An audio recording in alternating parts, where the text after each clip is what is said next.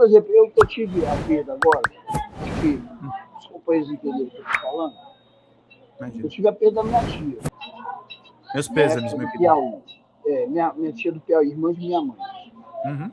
E minha mãe e eu fomos para o aeroporto, né, para comprar passagem para ir para Teresina, no Piauí.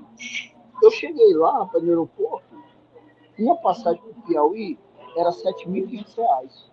Eu e minha mãe ia dar R$ 15.000, a gente voltou para casa. A gente nem sequer despediu da minha tia.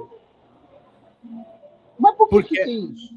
Porque não tem deputado lá, que eu acho que até os deputados de esquerda estão muito confortáveis que recebem passagem e de volta, né, para ir para os seus estados, e não vê o abuso que essas empresas aéreas que cobram o olho da cara, porque a pessoa chegou lá na questão de emergência para querer se despedir do parente. Tinha que ter uma lei, inclusive, para isso.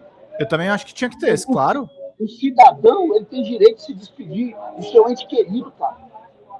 E eu não tive essa oportunidade de despedir da minha tia, porque eu sou um trabalhador que ganha pouco. E minha mãe também. Por que não tem a lei? Vamos lá, uma lei muito simples. Você apresenta um atestado de óbito de um parente de primeiro grau seu, e você vai lá no balcão e tira sua passagem. Isso é dignidade do nosso povo, que não tem. Sim. Então a própria esquerda está descolada da vida real do povo brasileiro. Total. Não consegue pensar coisas simples, né, Fabiano? Transporte, alimentação, às vezes se perde em discussões e fica pautada pela extrema-direita, né, cara? Exato. Que vai você lá e esculhamba os caras. Exato. Eu, por exemplo, Pedro, você falou, e eu tenho outra questão, que o meu sonho é chegar para o presidente Lula e falar, olha, eu quero um supermercado público. Supermercado público. Porque eu vou fazer um paralelo aqui sobre a questão da BR distribuidora da Petrobras. São 3 pernas, né?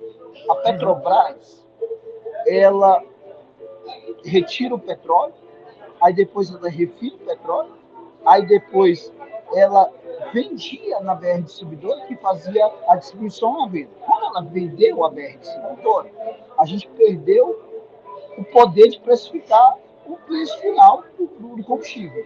Sim. É a mesma coisa dos alimentos.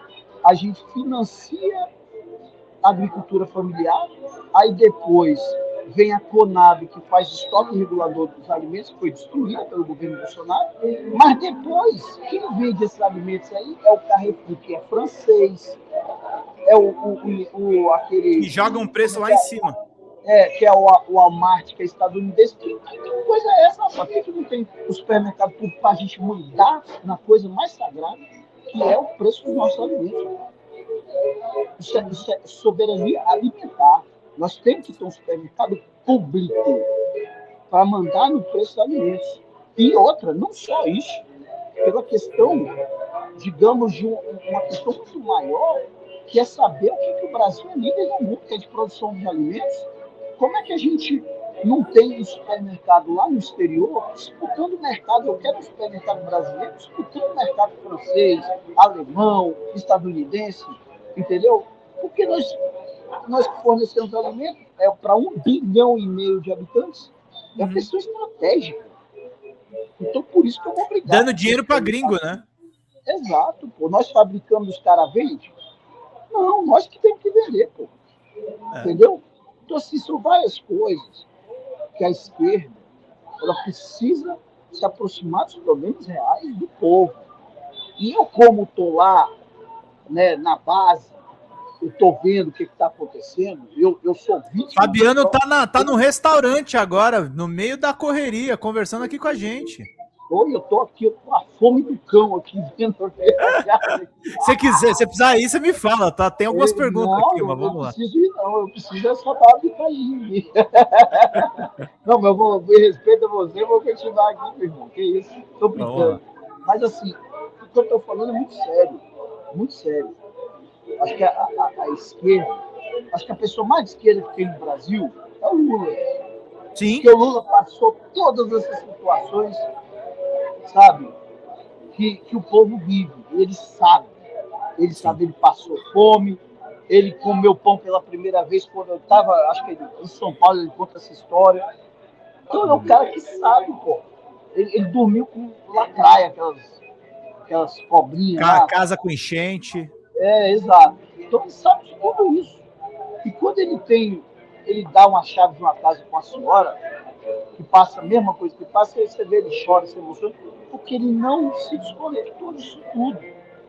E aí, com a esquerda, que é muitas vezes a esquerda academicista, que nunca passou necessidade de nada, ela não entende isso. E não é nem culpa dela, porque ela não viveu. Você só tem a ótica do entendimento do que nosso corpo passa quando você vive. Como eu tive essa situação, que eu fiquei revoltado, vendo minha mãe no aeroporto não tendo possibilidade de despedir a sua própria irmã. Entendeu? Claro. Então nós Claro, temos é um que absurdo. brigar para melhorar a vida do povo. Em todas as situações. Essa situação me lembrou, sabe o quê, Pedro? Eu dava aula de música na comunidade carente lá em Brasília, Samambaia. E olha, e é a mesma história dessas empresas aéreas que exploram o trabalhador. Aí teve um vendaval lá em Samambaia que descelhou um monte de casa. Aí sabe o que aconteceu, Pedro?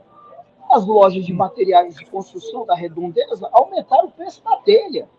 Quer dizer, se aproveitando da desgraça, sabe? Daquele momento que a população estava vivendo. Foram centenas de casas destelhadas.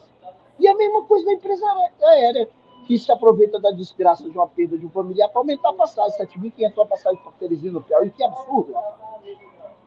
Entendeu? É a mesma coisa, a mesma lógica. A lógica do capital. Se aproveita da desgraça do trabalhador para lucrar. E como eu sou de esquerda, meu combate é o capital.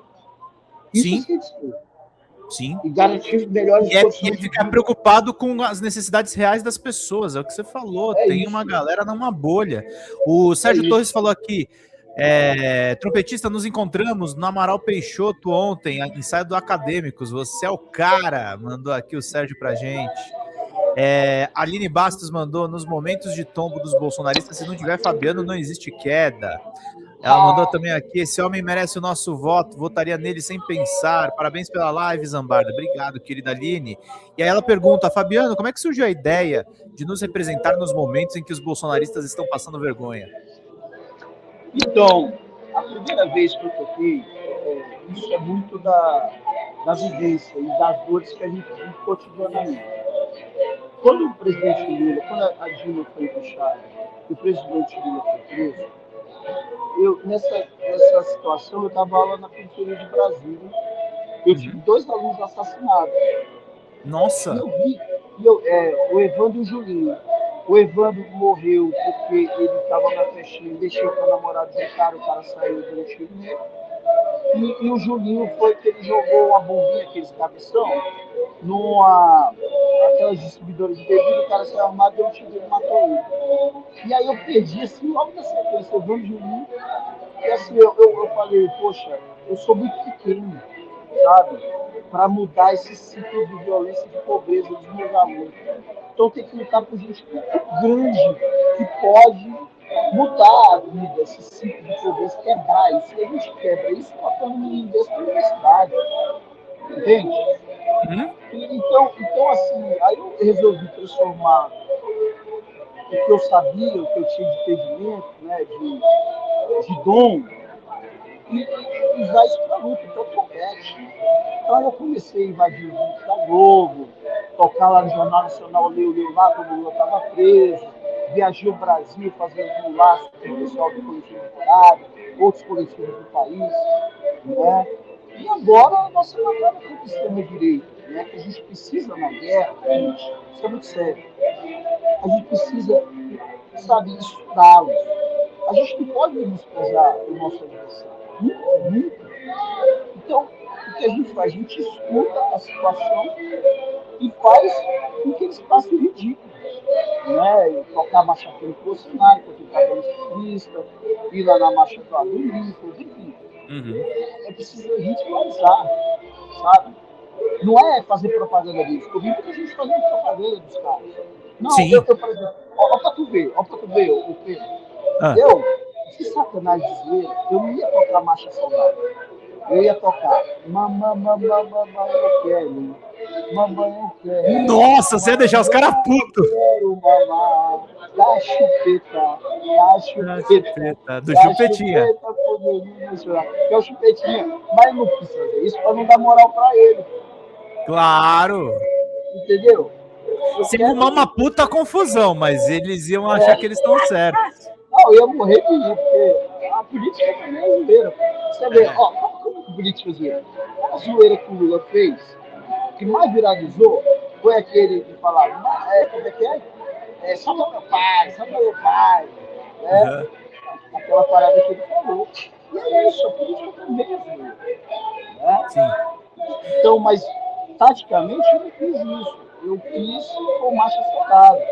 Para ridicularizar, estava acontecendo. Era uma marcha para lutar pela liberdade do cara que está condenado, que atentou contra o país e atentou, inclusive, contra a vida do presidente Lula, do ministro da STF, enfim, do vice-presidente. Entendeu? Então, é nesse sentido que a gente estrategicamente faz a luta. Fala galera da Folha TV, não se esquece de se inscrever aqui no nosso canal para assistir programas como Folha Notícias Manhã, Folha Notícias Noite, o nosso Folha Entrevista e o nosso Barzinho das Meninas. Muitas coisas bacanas a gente acompanha por aqui e a gente precisa muito, muito do apoio de vocês para nosso trabalho jornalístico, investigativo, de curadoria de conteúdo, com vocês ajudando no nosso Pix, folhademocrata@gmail.com, ou mandando superchats, valeu demais, e os recursos financeiros, tornando-se membro do nosso canal, no nosso curso de jornalismo básico, para você ficar muito bem informado a respeito de tudo. Queridos e queridas, muito obrigado pela presença de todos vocês, vida longa e próspera. Cuidem-se, cuidem dos seus, e não esquece de se inscrever aqui na Folha TV. Até mais!